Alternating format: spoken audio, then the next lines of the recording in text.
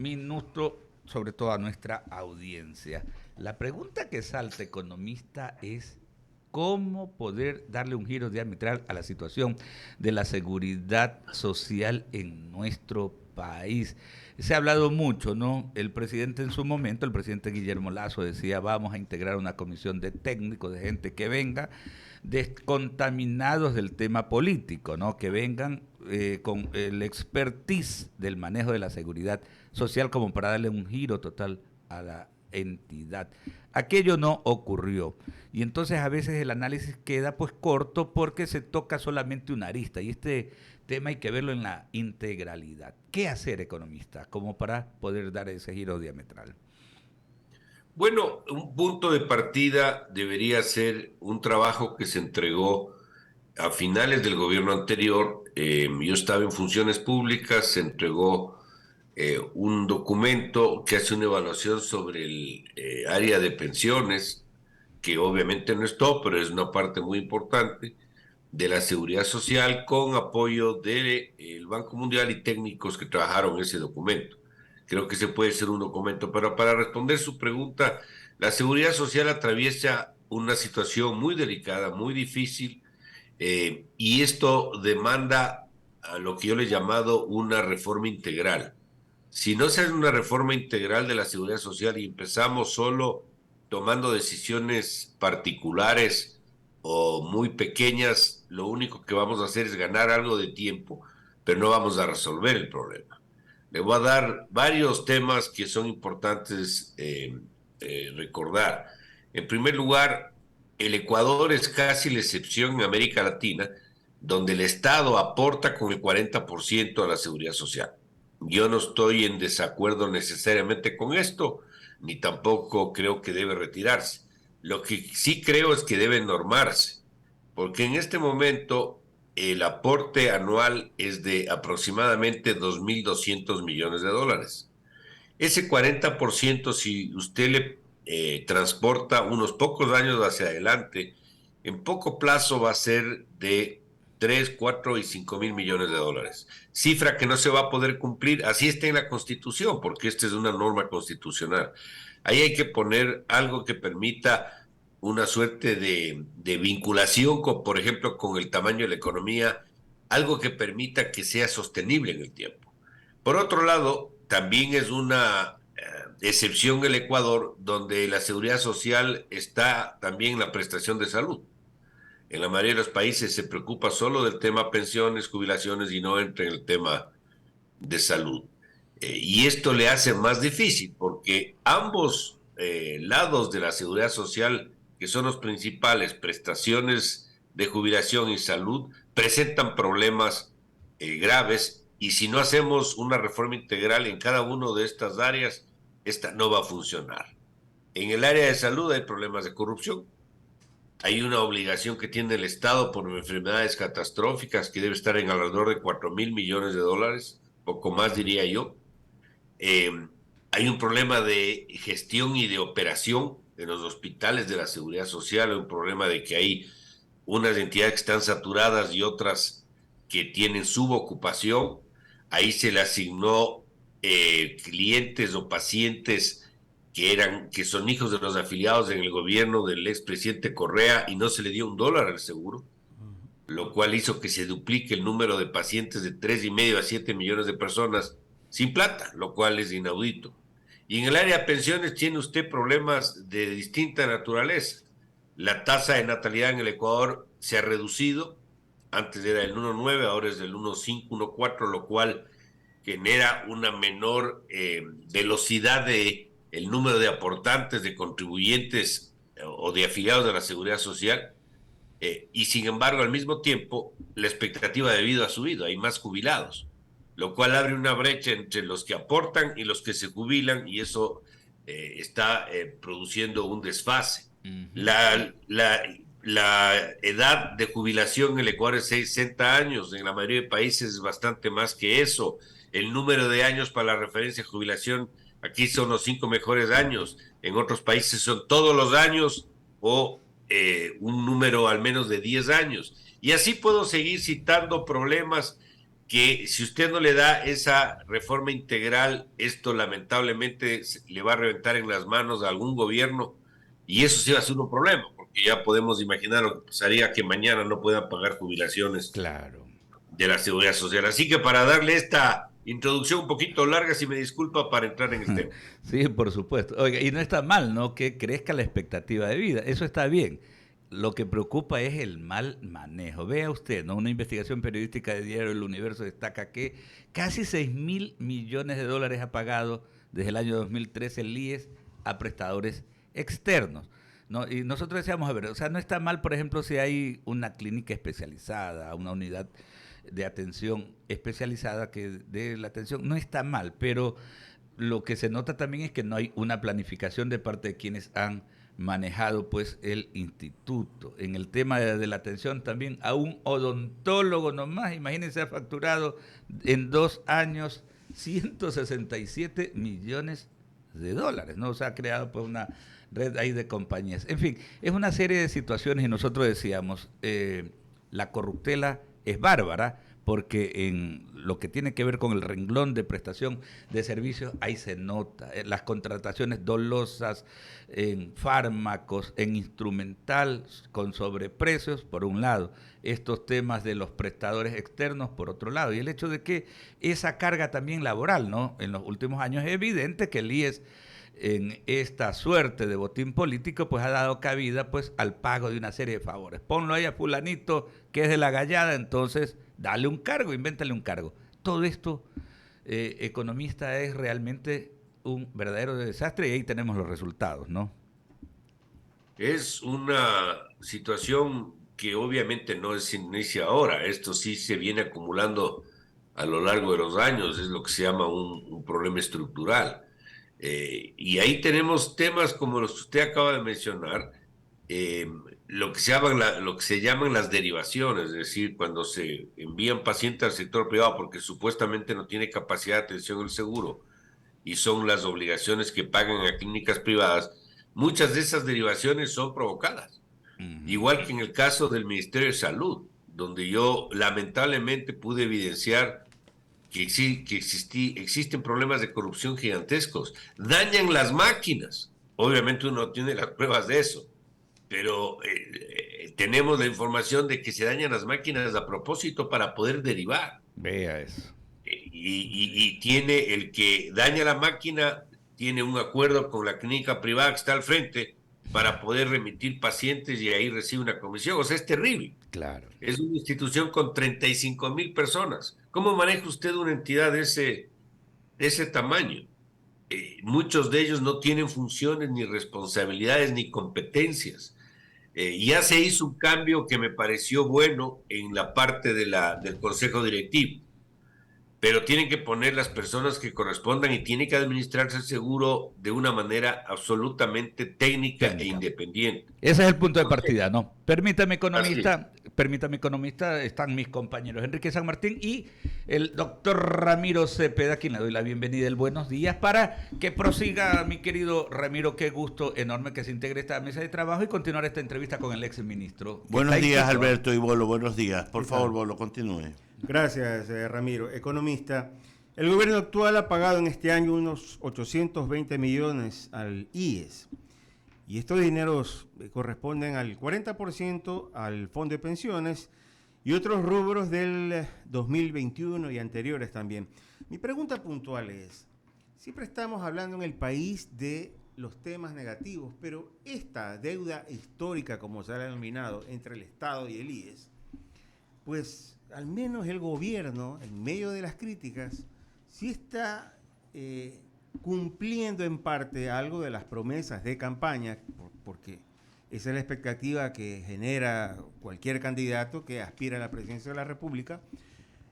¿No le parece a usted que definitivamente pues, no va a arreglar un tema tan complejo porque faltan medicinas, porque usted bien lo acaba de señalar, la corrupción y este acto de crueldad para mí, que sobre todo los enfermos o que tienen que realizarse las diálisis, en un momento sean derivados a una empresa o a unas prestadoras de servicios donde saben que van a cobrar el doble o el triple de lo que generalmente es el valor?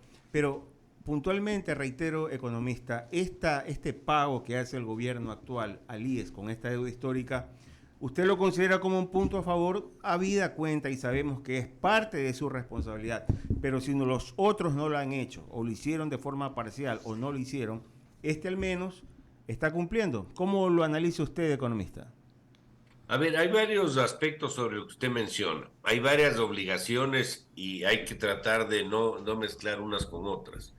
La una es de la obligación del Estado de aportar con el 40%. Como mencioné, esa cifra para este año, 2022, es de 2.200 millones. El año anterior era de 1.800, del año previo fue de 1.600. Fíjese cómo va creciendo en poco tiempo esa obligación. El Estado, el gobierno ha entregado, o los gobiernos han entregado siempre eso, con retrasos que se han demorado, no sé qué, a excepción, cuando el expresidente Correa suspendió el pago, recordará que suspendió 3 años el aporte del 40%. Pero la seguridad social requiere de esos recursos, pero hay que darle una normativa por la razón que expliqué. Entonces, esa es una de las obligaciones. La otra obligación es la deuda interna. El gran acreedor de la deuda interna que tiene el país es el Seguro Social. El Estado le debe al Seguro Social por la emisión de bonos, recursos que en este momento deben estar alrededor de los 11.000 millones de dólares. Eso también le ha pagado, pero no ha ido en reducción, sino ha ido en aumento. Es decir, normalmente lo que ocurre es que vence la obligación, el Estado le paga y al otro día le vuelve y le coloca.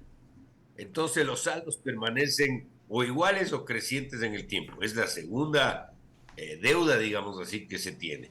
El tercer elemento es la deuda en salud, que son, como dije, 4 o 5 mil millones de dólares por enfermedades catastróficas, es decir, por atenciones que dio el Seguro Social a pacientes públicos de hospitales y que le tiene que reconocer esa cifra o esos costos el Estado al seguro.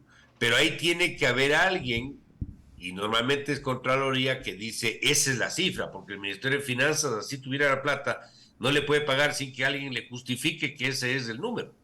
Entonces, la tercera obligación, eso no está pagado, eso está ahí en el aire. Pero independiente de estos tipos de obligaciones, que son las principales en deuda, tiene que haber también una suerte de lo que llaman los americanos accountability, es decir, rendición de cuentas. Si yo le aporto como Estado el 40%, el seguro también tiene que decirle al Estado en qué está usando el 40%. Y esa información, esos balances, no existen. Por eso es que se requiere balances actuariales anuales y una serie de acciones que no ha adoptado el seguro durante bastantes años, lamentablemente. ¿Eso qué significa en términos prácticos? Una reforma integral. Sin eso, esto no va a poder funcionar. Correcto, continúa la entrevista. Mi compañero Ramiro Cepeda. Mauricio, ¿cómo le va? Gusto saludarlo. Qué gusto, un gusto estar nuevamente con ustedes. Placer. Yo me acuerdo cuando le hice una entrevista en el centro de convenciones, usted era candidato a la vicepresidencia, y me hizo una diferencia que hoy se la traigo a presente. No es lo mismo saber de finanzas que saber de economía. Y yo le voy a agregar una que usted no me la dijo. Una cosa es administrar y otra cosa es gobernar. Manejando conceptos equivocados, vamos a tener resultados equivocados. Por tanto, con esta premisa que le digo, ¿no le parece más coherente dentro de la seguridad social, y después vamos al presupuesto del Estado, dividirla entre las prestaciones y los servicios médicos y hacer como que dos entes diferentes para que se autogobiernen de manera distinta? Porque cuando se mezclan en una misma chequera los valores, tienden a confundirse cuando las necesidades lo agobian. ¿No le parece? Bueno, recordará usted que hace pocos años se hizo un cambio en la participación entre salud y pensiones. Tapo un hueco y abro otro. Hay una tendencia y hay posiciones que dicen que el tema de las prestaciones de salud tienen que salir de la seguridad social. y tienen que pasar a la salud pública. Ese tema de por sí es un tema polémico, porque la salud pública tiene sus propios problemas y el tema de salud de la seguridad social también tiene sus problemas. Pero lo que usted menciona es correcto, es decir, no hay cómo mezclar. Son dos tipos de actividades distintas que tienen que ser autosustentables las dos, o juntas, autosustentables, o separadas, autosustentables. Pero eso significa que hay que hacer algunas otras cosas para que eso funcione. Yo he dicho a veces algún ejemplo que lo quiero repetir. Fíjese algo, un hospital de tercer nivel de complejidad que se llama, es decir, los hospitales que llegan a la complejidad más alta en cirugías, como es en Quito, en el seguro, el Carlos de Andrade Marín, donde usted no encuentra cama y tiene que esperar 3, 4 meses para una cirugía. Ese hospital, el número de días de rotación de un paciente eh, hospitalizado para cirugía es de aproximadamente 11 días. Es decir, 11 días en promedio se demora un paciente en esa institución. Ese mismo paciente en un hospital también de tercer nivel, pero privado, se demora 3 días. ¿Qué le quiero decir con esto? Que sin darle $1 más, solo con gestión, solo con administración, usted podría atender 2 personas más por cama y evitar el embotellamiento que tiene. Es decir, hay un problema de gestión y de administración muy fuerte que sigue ahí. Entonces, a veces estas instituciones también le piden plata al Estado, deme plata, pero a su adentro no hacen los cambios y las reformas que requieren. Yo creo que las dos cosas tienen que realizarse. Mauricio, yo le dije que íbamos a ir al tema del presupuesto general del Estado y a la administración de las finanzas en la cosa pública.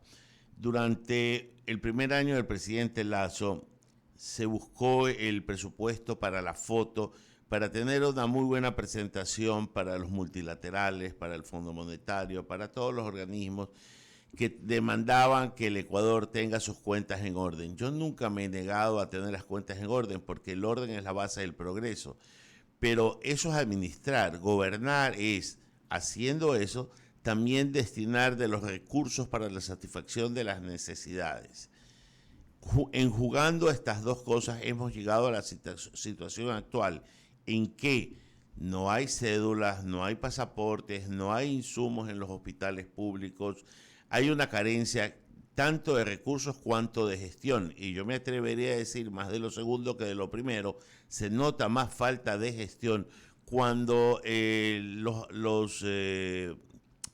lo que adornaba a la figura del presidente era de un buen gestor, de un buen ejecutor en su accionar. ¿Qué es lo que ha pasado en esta suerte y usted que ha estado en la cartera de finanzas por 2 ocasiones, de saber controlar el gasto, ya, pero también de saber aflojar el nylon cuando así lo demanda la situación? Lo que usted menciona es una verdad muy cierta en el sentido de que usted no saca nada, o al menos no avanza mucho en sostenibilidad y en legitimidad en un programa económico, si usted tiene indicadores macroeconómicos buenos, déficit fiscal, recuperación de reservas, etcétera, y eso no decanta, es decir, no le llega en el servicio público a la gente. La gente que va a un hospital y le toca salir a buscar medicinas porque no hay, esa gente obviamente lo que dice es de qué sirven estos indicadores económicos si el problema no está resuelto. Entonces ahí hay un mix, yo le diría, de problemas que se han suscitado, donde uno es el problema de la gestión que yo estaba explicando en el caso del hospital. El problema de gestión es a todo nivel y no solamente, por cierto, a nivel del gobierno central.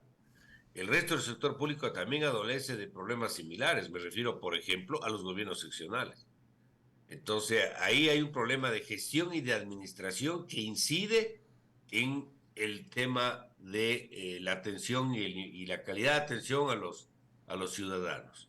El segundo es algo que no está resuelto. Fíjese, cuando usted tiene un estado sobredimensionado, un estado obeso, el propio Estado, por su magnitud, genera otros problemas. Todos los funcionarios públicos quieren justificar su presencia y crean requisitos para que cualquier tipo de trámite tenga que pasar por esa función o esa responsabilidad. Y eso Crean le genera un problemas para costo al ofertar sector. facilidades. Sí, le genera un costo al sector privado y ellos están ahí justificando su presencia a través de esta función o este requerimiento, pero también cuando hay mucha abundancia, mucho tamaño del sector público, eh, las obligaciones que tiene el Estado con privados hace que aparezcan los que ayudan a cobrar, que son actores que están en el mundo de la corrupción. Entonces, un poco para resumirle, yo le diría, efectivamente es así. Uno tiene que abrir la mano cuando tiene que abrir, a veces puede ser menos ambicioso en bajar, por decir el déficit fiscal, pero entregar la plata, pero muchas veces dando la plata tampoco resuelve el problema, porque están presentes de este tipo de restricciones que lamentablemente hay que trabajar con ellas. Tal vez ahí ha faltado experiencia, probablemente no tengan la gente que deban tener, no se han tomado acciones que yo creo que debieron haberse tomado. Y por ejemplo, en el tamaño del Estado no se ha hecho prácticamente nada. Y ahí tenemos un problema porque cuando se tiene, como decía, un tamaño grande, produce dos cosas: dependencia del endeudamiento público permanente y déficit fiscales también permanentes. Mauricio, hace algunos años yo sostenía largas conversaciones con mi difunto amigo, el economista Pablo Concha Ledergerber, y de las cosas que él me decía que había que hacer en el Ecuador y que se le escuché hace poco al ministro de Economía que le iban a plantear en organismos muy pequeños, casi inexistentes, diminutos diría yo, era aplicar el presupuesto base cero. ¿No cree que ya es hora de que el país demanda una medida de shock de esa naturaleza en que nos arriesguemos de una manera frontal a empezar con un presupuesto base cero? Esto es una idea y una propuesta de algunos sectores, de algunas personas. Yo no estoy opuesto al concepto. Lo que creo es que en el sector público y el manejo del presupuesto, para que pueda operar un concepto de esta naturaleza, usted tiene que entrar en unas reformas legales importantísimas. Porque para usted trabajar en un presupuesto base cero, ¿cómo lo va a hacer si tiene, por ejemplo, una lista casi interminable de preasignación? ¿Cómo trabaja en base cero si ya tiene preasignado el gasto? El gasto ya está preasignado. Le doy solo un ejemplo. El 10% de los ingresos permanentes del presupuesto, o el 20%, perdón, que son los impuestos, reciben los gobiernos seccionales. El 10% de los ingresos petroleros reciben los gobiernos seccionales. No es que yo estoy en contra, estoy simplemente explicando que la aplicación no es tan simple. Que la participación de las universidades, que el proyecto amazónico, todos tienen un pedazo del presupuesto y es una especie de torta con un poco de huecos donde se van los recursos petroleros y tributarios a todos los partícipes. Entonces, si ya está el gasto preasignado para poder aplicar un presupuesto base cero, tendría que ser una reforma integral incluyendo eso. Y eso obviamente es un tema que necesariamente tendría que pasar por la Asamblea Nacional. Correcto, pero es algo en lo que hay que pensar. Mauricio, muchas gracias. Siempre ilustrativo tener una charla con usted. Le agradecemos que colabore con esta mesa de diálogo. Que tenga un buen día. Muchas gracias, a la orden siempre. Claro, bueno, nos vamos al corte comercial, pero antes de eso, las menciones. Si quiere evitar el cáncer de mama, debes prevenir. Ya sabías que existen 12 síntomas que puedes identificar solo con el autoexamen. Examínate y si encuentras algo que no es normal, acude a tu médico de confianza. Únete a un país libre de cáncer. Solca, somos esperanza de vida. Los empresarios necesitan aliarse con una compañía de seguros que sea su apoyo durante su desarrollo y éxito. Ecuatoriano Suiza, 68 años respaldando los sueños y proyectos de los ecuatorianos. Ecuatoriano Suiza, su compañía de seguros. Y sabe que, Bolo, lo invito a que descubra una nueva forma de vivir en The Hills, una comunidad colorida, verde, sostenible y segura, ubicada en Puerto Santana, más de 20 áreas comunales pensadas para consentirte, departamento de 1, 2 y 3 dormitorios, locales comerciales. Conoce más de este nuevo proyecto inmobiliario en thehillsge.com, un proyecto Uribe Schwarzkopf. Vamos al corte comercial y anunciamos que ya tenemos en nuestros estudios al señor secretario de Comunicación